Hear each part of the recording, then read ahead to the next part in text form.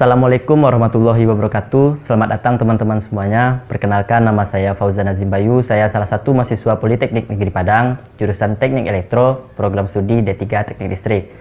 Di video ini, saya akan membahas sebuah materi pada mata kuliah Matematika Terapan 2, yang mana materinya adalah persamaan diferensial orde 2 serta penerapannya pada rangkaian listrik. Untuk itu, ikuti saja terus video ini dan jangan lupa untuk like video ini dan subscribe channel ini dan juga share kepada teman-teman kalian yang lainnya. Baiklah, sekarang kita masuk pada pembahasan kita tentang persamaan diferensial orde 2. Yang pertama yang perlu kita bahas yaitu adalah pengertian. Persamaan diferensial orde 2 merupakan persamaan diferensial yang turunan tertingginya pangkat 2. Apa maksudnya itu? Seperti yang tertulis di bawah tersebut, ada d kuadrat y per dx kuadrat. Itulah yang dimaksud dengan turunan tertingginya pangkat 2, yaitu d kuadrat y tersebut. Kalau pada diferensial biasa hanya dy per dx saja. Atau pengertian untuk PD orde 2 tersebut bisa juga merupakan turunan kedua dari suatu persamaan. Selanjutnya, bentuk umum. Bentuk umum dari persamaan diferensial orde 2 yaitu y double aksen ditambah px y aksen ditambah gx y sama dengan rx. Untuk ketentuan Rx, jika Rx bernilai 0, maka persamaan diferensial orde 2 tersebut disebut dengan homogen. Tapi jika Rx-nya tidak bernilai 0, maka persamaan diferensial orde 2 disebut dengan non-homogen. Baiklah, sekarang kita bahas dulu yang homogen. Bentuk umumnya adalah y double aksen ditambah ay aksen ditambah by sama dengan 0. Dengan ketentuan tadi bahwa Rx-nya sama dengan 0 adalah homogen. Di sini bentuk umumnya Rx-nya sama dengan 0, di mana A dan B pada persamaan tersebut adalah konstanta sembarang. Diketahui y double aksen ditambah ay aksen ditambah by sama dengan 0. Dimisalkan y sama dengan eksponen Rx, persamaannya berubah menjadi r kuadrat ditambah ar ditambah b sama dengan 0.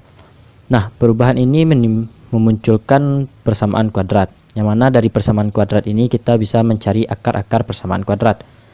Yang pertama yaitu jika R1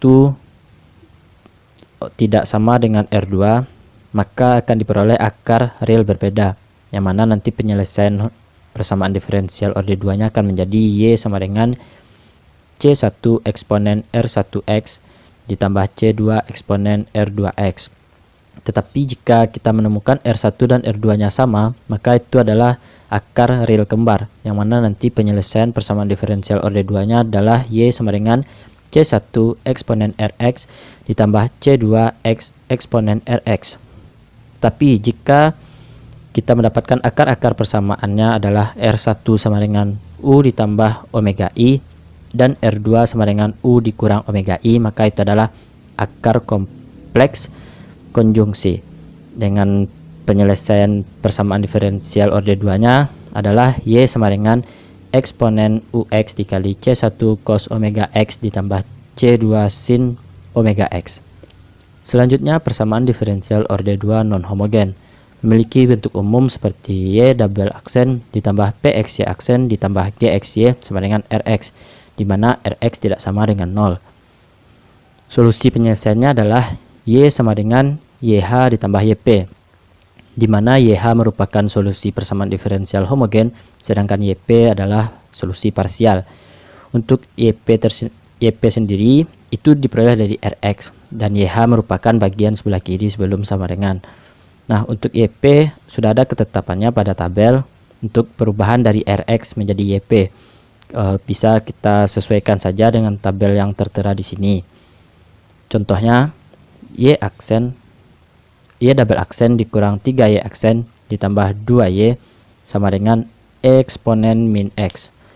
Nah, persamaan karakteristiknya yang pertama itu R kuadrat dikurang 3R ditambah 2 sama dengan 0. Ini adalah bentuk homogen, sehingga kita bisa mencari RR-nya, sehingga didapatkan R1 sama dengan 2 dan R2 sama dengan 1. Jadi didapatkan solusi homogennya adalah C1 eksponen 2X ditambah C2 eksponen X atau YH-nya. Sedangkan untuk YP di sini Rx-nya merupakan eksponen min X, yang mana YP-nya menjadi A eksponen min X. Dan kita turunkan sekali menjadi min A eksponen X, dan untuk turunan kedua menjadi A min eksponen min X. Kemudian kita masukkan kepada persamaan di atas atau soal di atas, sehingga berubah menjadi A eksponen min X ditambah 3A eksponen min X ditambah 2A eksponen min X sama dengan min X. Sehingga ini bisa kita jumlahkan menjadi 6A eksponen min X sama dengan eksponen min X. Didapatkan A sebesar 1/6. Nah, A ini kita masukkan kepada YP yang merupakan A eksponen min X. Kita ganti A-nya menjadi 1/6, sehingga YP didapatkan menjadi 1/6 eksponen min X. Nah, pada slide sebelumnya, non homogen ini penyelesaiannya adalah Y sama dengan YH ditambah YP. YH-nya sudah kita temukan, yaitu C1 eksponen 2X ditambah C2 eksponen X, dan YP adalah 1/6 eksponen min X. Sehingga kita cukup menambahkannya saja, sehingga Y sama dengan C1 eksponen 2X ditambah C2 eksponen X ditambah 1/6 eksponen min X. Itulah hasilnya. Selanjutnya, persamaan diferensial orde 2 pada rangkaian listrik. Pertama, rangkaian LC atau LC. Rangkaian LC seri dengan sumber baterai E volt digambarkan pada gambar rangkaian LC seri.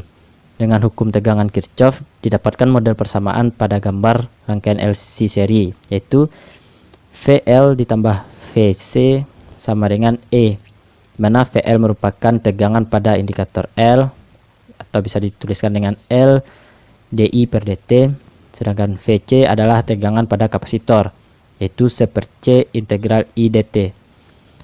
Diketahui bahwa I adalah dq per dt, dengan Q merupakan muatan dalam kulom, sehingga model persamaan dapat dituliskan menjadi L dI per dt ditambah 1/C integral I dt sama dengan E. Untuk menghilangkan integral pada 1/C, persamaan ini didiferensialkan, maka didapatkan L d per dt dikali dengan dI per dt ditambah 1/C integral d per dt I dt sama dengan d per dt E. Nah, selalu menjadi L d kuadrat I per dt ditambah 1/CI sama dengan d per dt E. Model persamaan ini juga dapat dinyatakan dalam muatan QT, yaitu L dI per dt ditambah 1/C integral I dt sama dengan E. Lalu kita ubah menjadi L d per dt dikali dq per dt ditambah 1/C integral dq per dt I dt sama dengan E. Dan menjadi L d kuadrat Q per dt ditambah 1/C Q sama dengan E. Selanjutnya, model rangkaian RLC seri. Rangkaian RLC seri dengan sumber baterai E volt digambarkan pada gambar di bawah ini, seperti yang bisa teman-teman lihat. Model persamaan rangkaian didapatkan dengan hukum tegangan Kirchhoff, yaitu VR ditambah VL ditambah VC sama dengan E, dengan VR merupakan tegangan pada resistor, FVL tegangan pada pada induktor, dan VC merupakan tegangan pada kapasitor. Selanjutnya, diketahui bahwa I sama dengan dq per dt, dengan Q adalah muatan dalam kulom. Model persamaan rangkaian dapat dinyatakan sebagai RL ditambah L dI per dt ditambah 1/C integral I dt sama dengan E. Untuk menghilangkan integralnya, persamaan ini didiferensialkan menjadi R d per dt I ditambah L d per dt dikali dI per dt ditambah 1/C integral d per dt I dt sama dengan d per dt E. L d kuadrat I per dt kuadrat ditambah R dI per dt ditambah 1/CI sama dengan d per dt E. Model persamaan ini dapat juga dinyatakan dalam muatan QT, yaitu RI ditambah L dl dI per dt ditambah 1/C integral I dt sama dengan E. R dq per dt ditambah L d per dt dikali dq per dt ditambah 1 per C integral dq per dt dt sama dengan E, dan menjadi L d kuadrat q per dt kuadrat ditambah R dq per dt ditambah 1 per C q sama dengan E.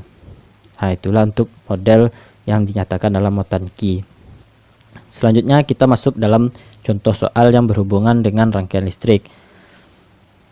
Pertama, tentukan kuat arus I rangkaian LC seperti gambar jika L sama dengan 0,5 Henry dan C sama dengan 0,5 Farad dan E sama dengan 0 volt. Nah, untuk penyelesaiannya kita masukkan pada rumus LC yang di atas sebelumnya. E sama dengan L dI per dt ditambah 1 per C integral I dt, di mana D per dt E sama dengan L d kuadrat I per dt kuadrat ditambah 1 per C I. Untuk E adalah 0, sedangkan untuk L merupakan 0,5 dan C juga 0,5 Farad, sehingga menjadi 0 sama dengan 0,5 d kuadrat I per dt kuadrat ditambah 1 per 0,5 I, sehingga menjadi 0,5 I double aksen ditambah 2I sama dengan 0. Disederhanakan menjadi I double aksen ditambah 4I sama dengan 0. Nah, dari persamaan sebelumnya didapatkan persamaan karakteristik menjadi R kuadrat ditambah 4R sama dengan 0, di mana R kuadrat sama dengan akar dari min 4, dan diperoleh untuk R1 dan 2 sama dengan plus minus J2. Nah, untuk penyelesaian persamaan diferensialnya, I sama dengan C1 cos 2x ditambah C2 sin 2x. Selanjutnya untuk soal kedua. Tentukan muatan Q dan arus I sebagai fungsi dari waktu T dari suatu rangkaian RLC dengan R 16 ohm, L 0,02 Henry, C sama dengan 2 kali 10 min 4 Farad, dan E 12 volt dengan diasumsikan saat awal arus dan muatannya adalah 0 pada waktu saklar S ditutup. Penyelesaian. Dari hukum Kirchhoff tentang rangkaian RLC didapat 0,02 Q double aksen ditambah 16 Q aksen ditambah 5000 Q sama dengan 12, dan disederhanakan menjadi Q double aksen ditambah 800 Q aksen ditambah 250.000 Q sama dengan 600. Persamaan karakteristiknya menjadi R kuadrat ditambah 800R ditambah 250.000 sama dengan 0. Nah, lalu kita memperoleh akar-akar persamaannya adalah QH sama dengan eksponen min 400T dikali C1 cos 300T ditambah C2 sin 300T. Dengan memasukkan syarat awal yang mana saat QT 0 sama dengan 0 dan IT 0 sama dengan 0, maka diperoleh CI sama dengan min 2,4 dikali 10 min 3 dan C2 sama dengan min 3,2 dikali 10 min 3. Jadi solusi khususnya adalah Q sama dengan 10 min 3 dikali 2,4 eksponen min 400T dikali 2,4 cos 300T ditambah 3,2 sin T sin 300T. Dengan pendiferensialan diperoleh IT sama dengan Q aksen T sama dengan 2E 2 eksponen min 400T sin 300T. Nah, teman-teman, sampai di sini pembahasan dari saya. Semoga bermanfaat. Maaf jika ada salah kata. Silahkan komen di bawah jika ada salah-salah atau mungkin saya salah menyebutkan apapun itu. Silahkan komen di bawah, dan jangan lupa untuk teman-teman semuanya, jaga kesehatan, tetap di rumah. Sampai bertemu kembali di kampus kita. Assalamualaikum warahmatullahi wabarakatuh.